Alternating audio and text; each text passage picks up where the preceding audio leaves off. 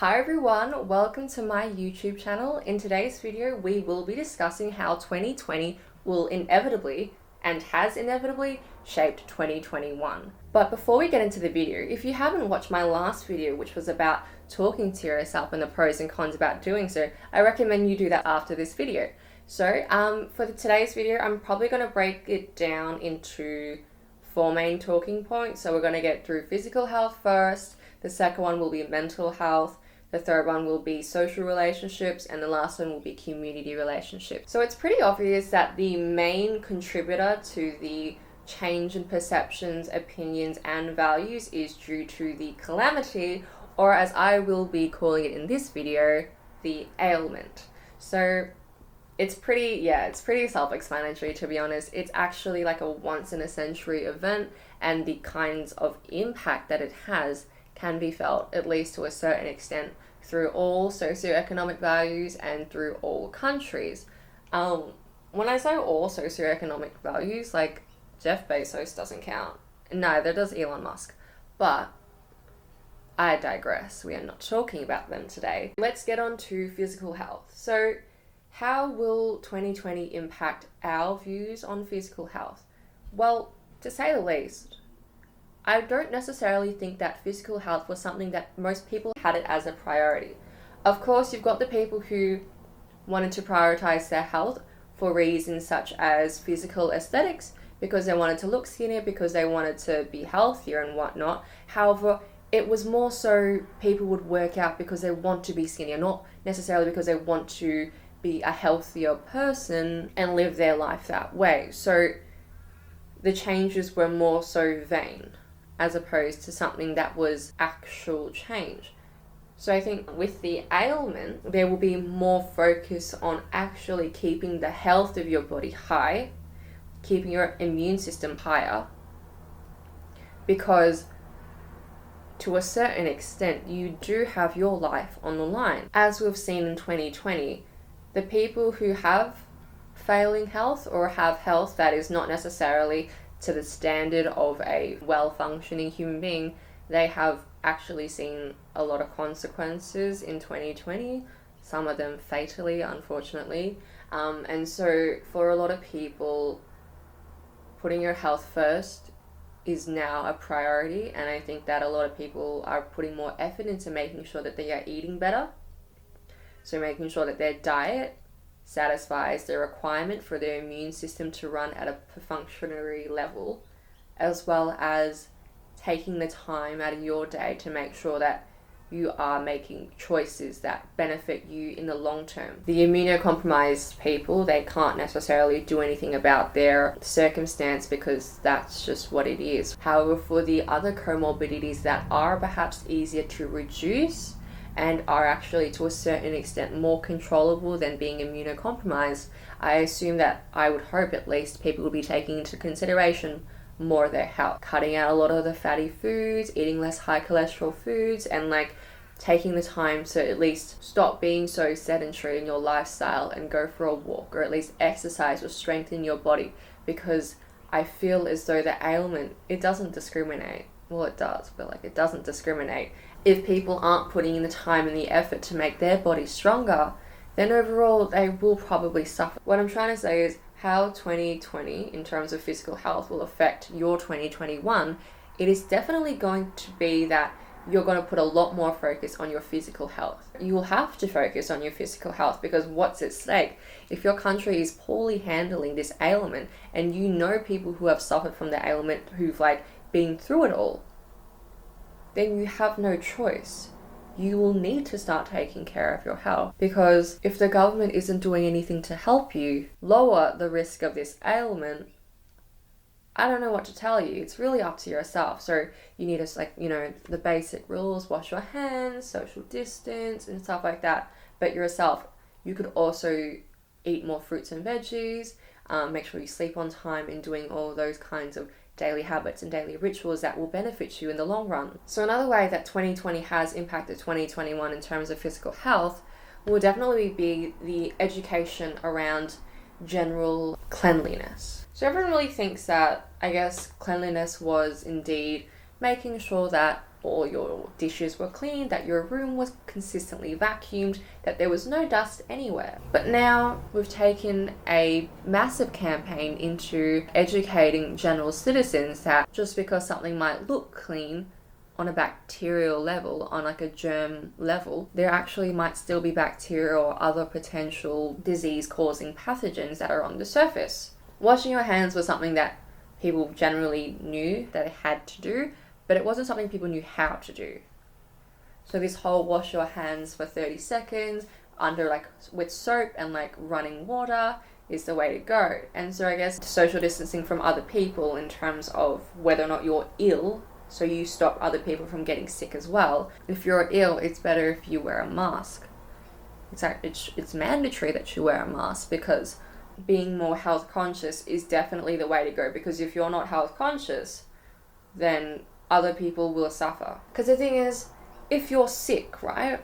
If you've just got like the basic flu, everybody knows that some people with the flu, when they come to school, like they pass it on to other people. And so like you've got like in friendship groups, you've got like that one girl who starts it all and she's sick, and then she passes on to the next friend who has to stay home for 3 days, who passes it on to the next girl. And so it's this whole chain. People like often can quite easily identify who got them sick in the first place.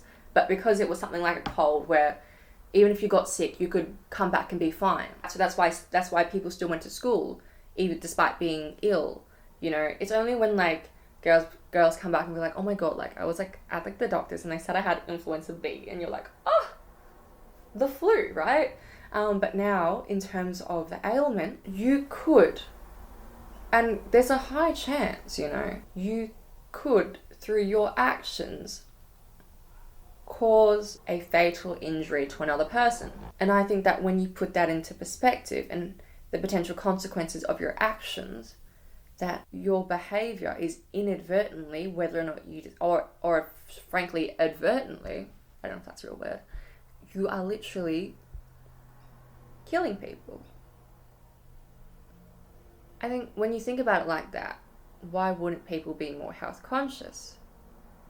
Your behavior, your actions, you're getting direct feedback. You get statistics about how many people are actually falling ill and dying because of the ailment. You get that stuff daily. You learn about how many people got tested. You learn about how many people got a positive result. And you realize that your actions actually have consequences, biological consequences. A lot of people realize physically that they are biochemical weapons, and that spreading them around could literally cause somebody to pass it on to their grandma, somebody to pass it on to somebody who's immunocompromised, to pass it on to somebody who cannot actually sustain themselves or cannot survive through the ailment like this. And it's honestly like really daunting when you think about it like that, because if you're not putting in the work to minimize the risk that this ailment has, you're literally killing people.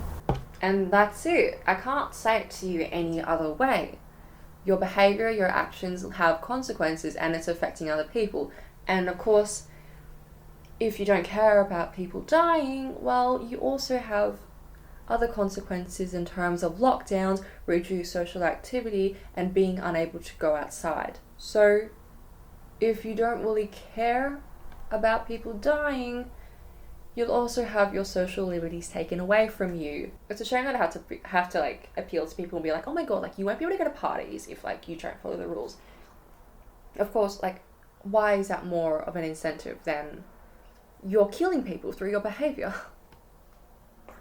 I don't know, but you know, it's something we're dealing with. So part 2 for this video is that we are going to be talking about how 2020 will affect your perception of mental health in 2021. What have we learnt as a community, as people in 2021?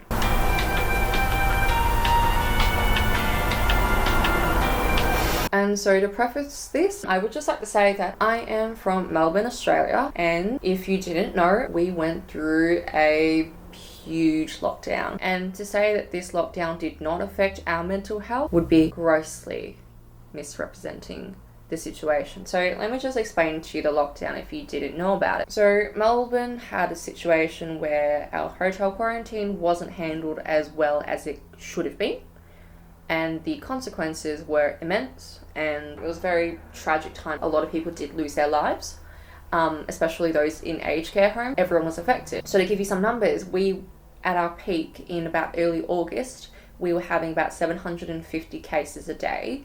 We started the lockdown 2 weeks earlier, so about in July, where I think we had around, 80 to 100 cases a day. And so we had a previous lockdown as well during March all the way to about May, and then May we eased up the restrictions a little bit, and in July we were going through a bit of a crisis because we messed up. Okay, the government messed up with their hotel quarantine, and as a result, Melburnians, we were in a lockdown for 112 days. So you might think, oh, okay, so different places do different lockdowns very differently. Let me tell you about our lockdown. In the most strict lockdown, the protocols were you were not allowed to leave 5-kilometer radius around your house. So if you live somewhere, you couldn't move past 5 kilometers. It doesn't matter if you are 500 meters out, you could not leave. And if the police found you, you would be fined $1,500 or $1,600. So you can't move past 5 kilometers. Even if you wanted to exercise. I know like a lot of people spend a lot of time going to the beach at 6 a.m. in the morning and then swimming and then coming home at like 6 a.m., right? Well, you couldn't go to the beach if you were not within the 5 kilometers of the beach, right? I could go to the beach because I live near it. Number 2, you were not allowed to visit anyone. You were not allowed to visit anyone's homes. You were not allowed to visit people in a public park. You could not congregate outside. So you couldn't meet your friends in any capacity apart from the social media and being online. You couldn't do that. That wasn't something that was allowed. You could not do it. Because again, you would be fined $1,600. We had a curfew. Curfew was strict. 8 p.m. you were at home. You did not leave the house until 6 a.m. in the morning. You could not be outside during that time. I guess there are reasons for that. So it's like easier to police people outside for like the police and stuff like that. So you couldn't leave your house, right? If you went to exercise, you were only allowed to exercise for 1 hour a day, and that 1 hour was meant to be in your 5-kilometer zone. You could not drive to a place to exercise. You had to walk there or get there some other way. You only had 4 reasons to go out. So that was shop, buy medicine, look after somebody, and then work. And when you went shopping, only 1 person per household was allowed to go shopping. So I couldn't go shopping with my mum because it's 1 person per household. That was how strict Melbourne had to deal with their restrictions. And Melburnians were segregated away from the rest of Victoria. So you couldn't visit your family either. Not to say that you were allowed to visit your family in the first place, but your family wasn't something you could see if they were in regional Victoria. Why am I explaining this to you? What I'm trying to say is that Melburnians had their mental health destroyed. Alright, so to do with mental health and the lockdown, because of these strict measures, so the lockdown reduced people's ability to seek help for like issues, right? And they couldn't go out to see friends. So that's a whole nother issue that I will discuss in the third part, which is social and personal relationships. But in terms of mental health, because people experience a great deal of grief, if you were personally affected, either you had the illness yourself or somebody else had actually died because of the ailment. So either you knew somebody or you knew somebody who knew somebody, but you've got that great cloud of, you might have like known somebody who died, and that's not good. So you're trying to process like the mental toll of dealing with somebody's death. You've also got, if you were sick yourself, being debilitated and stuff like that, and having to rehabilitate yourself at home if you've got like lung issues or further complications due to the fact that you had the ailment. So you've also got that going on as well. So some people who have perfectly healthy bodies are suddenly dealing with bodies that don't work quite as well as they used to. That can cause mental health issues because the fact is, you no longer have a body like that, and you can fall into a slump of depression. So we've also got, we've got sick people who've also been sick. But in addition to that, it's the media coverage and the amount of fear and anxiety surrounding this ailment. You want there to be transparency. You want to be educated. You want to know the numbers. You want to know what you're going into when you go outside and decide to go shopping, right? You've gone outside and you know the numbers. But for Melburnians, we got daily updates. Daily. We were there every single day. We watched the TV to see what our man, Dan Drews, was going to say to us. What were the case numbers? How many people died? And what is going on, and what are the plans, and whether or not he will ease or make the restrictions stricter, right? So every day, everybody was waiting for these press conferences. Some days they were good, and Dan Drews was in a North Face jacket, or some days they were bad, and he was in a suit jacket. All right. And so he went on here for about 110 days, more than that really, just to educate us about what the circumstances are surrounding Victoria, Melbourne, and the ailment and what are the issues with that, right? And so knowing that there's so much death going on, knowing that there's so much disease, being so hopeless, being isolated from your friends, being alone, not being able to meet anyone, right?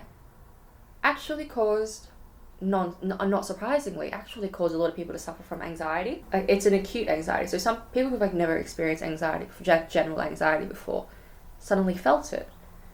Felt anxious when they went to the shopping center, felt anxious and like started looking around when they like went outside, or like when they were at home, they were very wary of other people and other things, because although you don't want to look at people as though they're like biochemical weaponry, sometimes like that's just the way to go. That's the way to protect yourself, protect your family, and protect other people in the meantime. So like everyone was super conscious and like really anxious, right? So people who have never had anxiety before started to show symptoms of anxiety, and they've never dealt with that before, right? So in comparison to me, who's always had anxiety, like this is not new. Like the symptoms are for me during lockdown were a bit worse, right?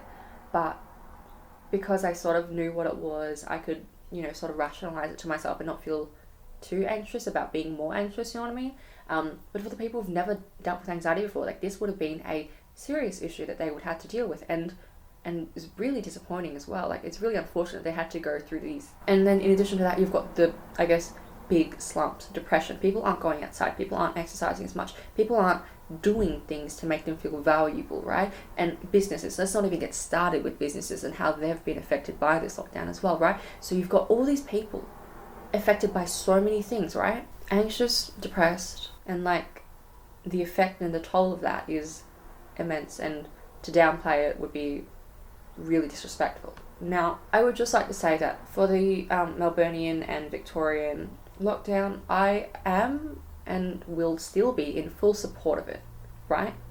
Because what I've detailed makes it sound like terrible, right? But there were good things. Victoria, including Melbourne, we've had 0 cases for 62 days. We had a 62-day streak where we had 0 cases. Now I can go shopping with whoever I want. I can go to a party if I want. I can go out and I can enjoy myself now, right? Melburnians, we put in the work. We put in so much effort. We restricted our freedoms, our liberties. We did not go outside. We did all that. So now I can go out, you know? Now I can see friends. Now I can see friends without the possibility that me seeing a friend could kill somebody, because there's no COVID in the community as of yet. Recently we did have a couple of cases. No ailment in the community. Recently we also did have a couple of cases, but like that's besides the point. You know, that's besides the point, because we're tackling it very well. Melburnians, we know what to do. We put our hard hats on. We're like, you know, round 2, let's go, right? And so even though negative things have happened and the lockdown was overall it's like a net positive, but just because something is positive doesn't mean that there aren't negative ramifications for such things. I don't even want to talk about businesses. Businesses, right? Like, you hate them because, you know, they take advantage of people, but at the same time, they also feed a lot of people. Businesses hire employees, you know, live the best life. Pay rent, eat, sleep, go out, have fun, right? And so with the lack of businesses and the lack of operational, because there's only 4 reasons, again with the lockdown, you were only allowed to go out for 4 different reasons, right? So if you were not a grocery store, if you were not, gyms were closed too, if you were not a grocery store, the post office, nothing else was open, right? So a lot of businesses closed. And again, mental toll, stress, people being out of work. When you take away people and their ability to work, falling into depression is so easy. People don't feel like they have value. People don't feel like they can go out and, you know, do something to break up the monotony of staying at home. So with 2021, people who have never actually dealt with mental health issues to a certain extent are more educated about it. They had a period of their life where they were feeling terrible at home, whether or not that be from general anxiety and paranoia due to the fact that you're constantly getting told about these numbers, you're fear-mongering, right? It's not really fear-mongering because there's a reason you're fearful of this situation, because it's not fun at all, right? Overall, people's mental health tanked. It tanked really badly. And in 2021, people should be more empathetic, is what I think. So people are now cognizant to the fact that anxiety and depression happen, and that the people who who never would, in the entirety of their life, never would actually go through a situation where they actually dealt with mental health issues. Now they've suddenly gone through it because we've had a once in a century ailment going on right now. So right now, hopefully the general empathy towards mental illness would be lowered, but only really with regard to anxiety and depression, because it's like the easiest ones to get into, like to fall into. I wouldn't really think that the stigma against bipolar or any of the other mental health issues would be included in this situation. However, I will take it for anxiety and I'll take it for depression. Like, that's good. That was a good thing. And so hopefully a lot of people take the time to actually go out and see a therapist, or go out and, you know, take care of their mental health, or at least learn wellness strategies and habits. For a lot of people, it was really, really, really hard. It was really hard, right? So I guess in 2021, most people should take care of their mental health more. Hopefully just be kinder to other people. It's really what I hope. Just don't be rude. I don't know what to say. Like, just don't be rude. Yeah, so that's what I think is going to happen in 2021 with regard to mental health. Of course, you're going to still have the ignorant people who don't really care about mental health and think that you can just get better by just being happy, right? And we're not really talking about those people, because those people will exist regardless of what you do about it. Alright, so part 3 to this video is how 2020 has affected personal relationships. I'm talking friendships, I'm talking relationships, like romantic ones, and family relationships. Alright, so friendships is pretty self-explanatory. Like, you see your friends and then suddenly you don't see your friends, and the ones who stick it out and keep talking to you, or the ones who stop sticking it out and stop talking to you, you can pretty much identify whether or not, I wouldn't want to say that whether or not somebody is a true friend, because I feel like it's an unfair circumstance to compare how a friendship would, I guess, continue to function in a situation where nothing really is functioning. Do you know what I mean? So you couldn't necessarily say that somebody is a bad friend for not checking up on you during the ailment when they're not really looking after themselves. But then again, it's different for different people. But like, a lot of people couldn't actually keep friendships. A lot of people lost a lot of people, and some people were just left fully alone. A lot of people relied on passive social activity as opposed to like hardcore friendship. Of course, you've got your ride or die friends, and you live a great life together, you talk together, you have a fun time, because they know everything about you. But also, in addition to that, you've got a large chunk of your social activity that comes from menial conversation, or conversations with people who you wouldn't consider your close friend or a friend at all, but a well-known enough acquaintance where you just get to pass along information, have a talk, have some fun, have a chat, right? And so you've stripped all of that away. You don't have all that like menial conversation. Like, if you went to university and took the class with somebody and you always chatted with them, you wouldn't be able to talk to them. Or if like you knew somebody from like a tennis team, you went to play tennis, you wouldn't be able to talk to them. So you've got this large chunk of like your friends, but friends of circumstance, right? You have your friends of circumstance, and you had no access to them because you either never added them on Facebook, you never spoke with them, you've never spoken with them outside of class. And so writing a message to them trying to be like, how you going, is a bit strange because you've never spoken to them before, right? So you've actually lost, if I had to quantify it, I would probably put it at like a 45%, really. You've literally lost 45% of your social activity that you cannot utilize. Of course, you've also got your actual friends, so friends that who you often tag on Facebook and who you're always talking to on Messenger and like other social media platforms. But you've also lost those people too. A lot of relationships were lost because if you didn't upkeep your relationships by speaking to people on Messenger, if you didn't upkeep and like continually respond or like initiate conversation topics, you lost people.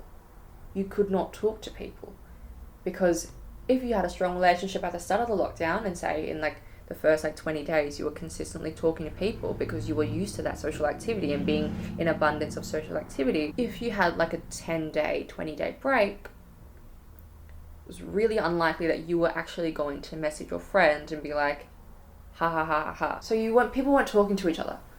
People weren't like getting together. People were not experiencing their life this way. Largely, people lost a lot of friends. And so, unfortunately, for a lot of people, they didn't have anyone left, which is really unfortunate to say. They didn't have their friends that, through circumstance, they didn't have those people available to them. And in terms of their actual friends, if they didn't put effort into upkeeping them, they also lost that as well. So some people left with no one. They didn't have friends during that time.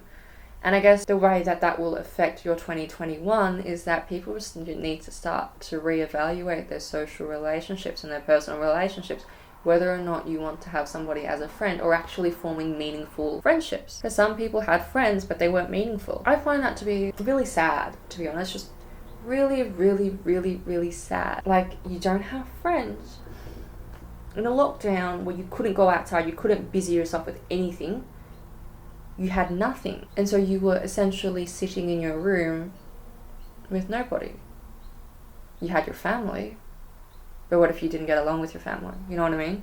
So for a lot of people, actually their social relationships changed forever, because some people just dropped off. People just stopped talking to each other and they're not really friends anymore. Some people just, you know, you just don't know what people were doing during that lockdown, because they didn't really post much on Instagram either, because they weren't doing anything. And so there was nothing for them to talk about, and there's no content to tell your friends. Be like, oh my god, guess what happened? And be like that. So a lot of people lost friends, and it was really, really, really, really, really sad. In terms of family relationships, you were stuck in a house with your family. You were stuck in a house with your family for about 3 months. You either come together or you come apart, but you can't actually come apart because you live together and nobody's ever leaving the house. So you're actually with each other 24/7, and whether or not you stab each other is definitely on the table. You know, you have your family, you love your family, but you don't really want to see your family 24/7. Like, that's a lot of family. That's a lot of family for like 112 days. Like, that's a lot of family. And then, yeah, romantic relationships. Some people couldn't, I don't know, probably like long distance and stuff like that. People actually saw whether or not somebody wanted them for the personality or potentially wanted them for their body or what they could provide for them. Maybe that was a thing. I don't really know, because I don't really date people, so I don't know what happened, to be honest. Alright, so the last part of our video is based on community relationships. So if you didn't know, if you didn't get the memo, we live in a society. Yeah, that's it guys, thanks for leaving me out. No, I'm just kidding. Look, we live in a society, and I don't know if people knew that, which means it is not one for all. It's not, we do not live in an anarchist realm, right? If you can't live your life independently of other people, because what your actions do inherently affects the other people who are also living in the same system as you are, right? So for a lot of people, thinking about others was not high on their list. You know, those people who are like, well, if you don't want to be homeless, get a job. You know those people, right? For a lot of people, like that's an extreme sort of case where people think people don't really look after other people, but like a more milder case, like in just general citizens, right? People don't really associate their behavior with having an effect on another person, because being your own being, having your own identity, being, I guess, a singular thing in a society, right, is like the way people went about their life. So people were very themselves focused, right? They're self-focused. And so with this ailment going around about, and the only way to beat this ailment was actually by working together as a community with people who you've never met before, who you don't know whose values are, working together with such a large amount of people, 5 million people who live in Melbourne, right?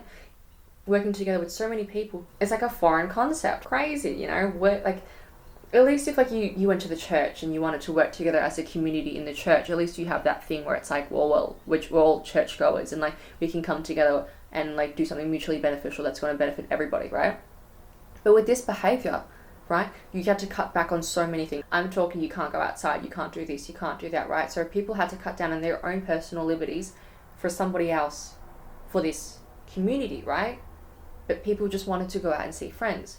But you had to cut yourself back and be like, wait a minute, like, I don't live by myself in a bubble. I live in a society, I live in a community where all my behaviors and all my actions affect somebody else.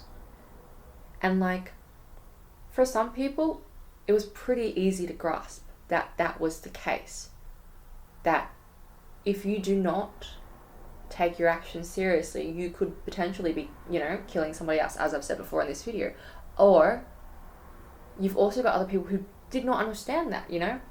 We've also had anti-masker protests in Melbourne, because Victoria was like the first-ish state in Australia, I think, to mandatory mask. You had to wear a mask if you were outside. Even if you were exercising, you had to wear a mask. And like most people are like, oh, you're taking away our civil liberties, you're taking away our rights, like you cannot force an article of clothing on somebody and stuff like that. So we also had quite a lot of anti-masking protests, right? And so there's like that lack of community. They're focusing on how it affects themselves and not necessarily how it actually benefits the rest of society, because they're angry about a lockdown, they're angry about not wearing a mask, but little did they know if they actually participated and listened to the lockdown, if they actually wore a mask and stuff like that, they would be rewarded with their civil liberties faster and in fact have a stronger economy to base off of, because more people will be going outside with less fear and more people would be engaging in the community, and then you would be able to live your life the way you were living before and live in a ailment normal community, right? So it was that lack of, I guess, I wouldn't call it foresight, but it was just a lack of regard for other people that a lot of people in some specific groups just did not have, right? And so I guess realizing that we do live in a society and that we need to work together sort of unified to a certain extent Victoria and Melbourne, especially Melburnians, because, you know, we worked for this. We worked together. When the times were tough, we were all dealing with it. When the times were good, we were all dealing with it together. And so I guess realizing that we are in a community and that we are in a society and being taken care of and taking care of others is just something that we have to acknowledge happens, and that is a good thing.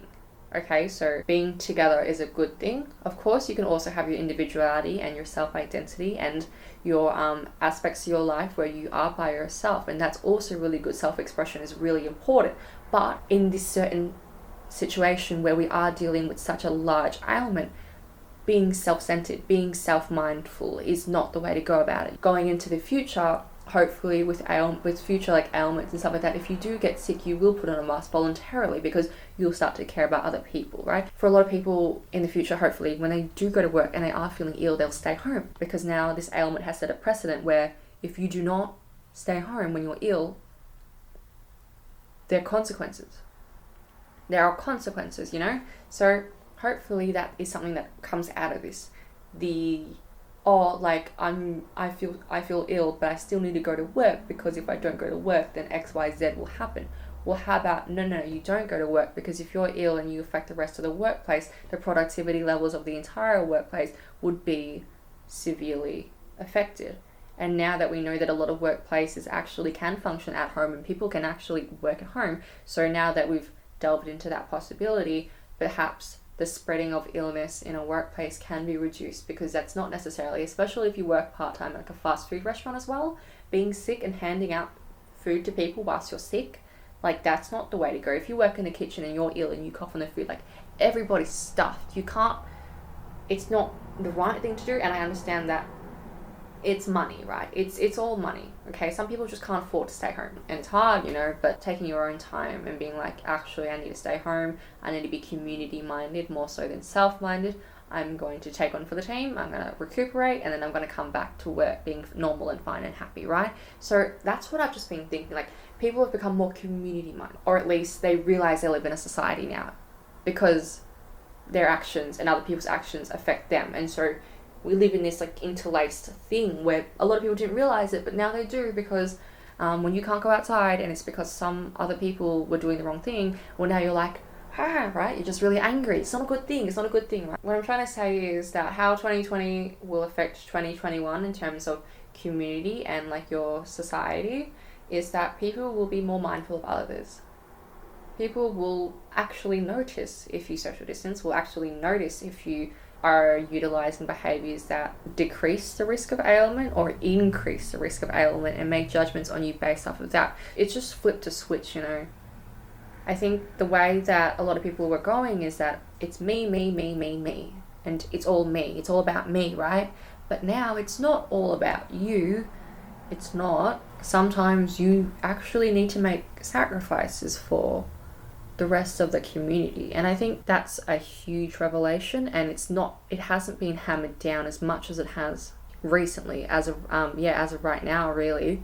And so taking the time to realize, like the things that I do affect others is insane. Alright, so these are only 4 small things. So physical health, mental health, personal relationships, and societal relationships that will affect 2021 from 2020. They definitely don't cover the large scope of the effects of 2020 to 2021.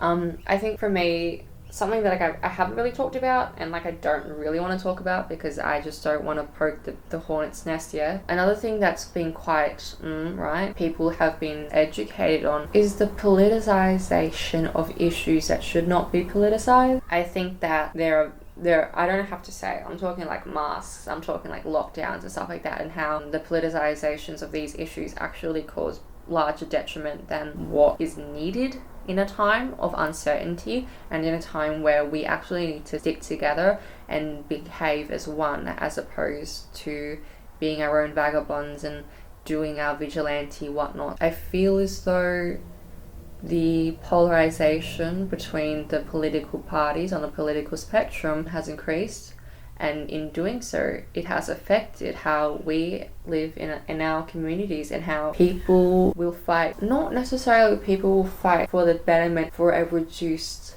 impact of the ailment, but they'll fight for their political leaning party. So they'll fight for that first. They'll fight for that first before anything else. People are dying. I feel like I need to put that point home. People are dying, and it's crazy, right? So yeah, I just think that 2021, you do not bring up your hopes, okay? 2021 has in no way, shape or form promised itself to you to be a better year. Of course, you can personally impact your year by being a better person or whatever. You're putting the effort in to do that.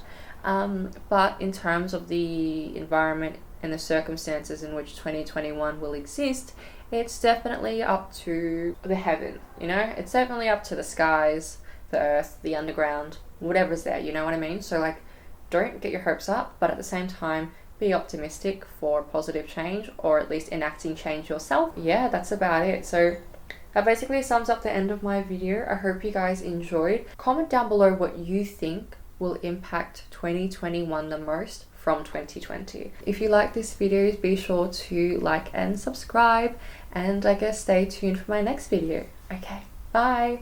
Alright. Alright.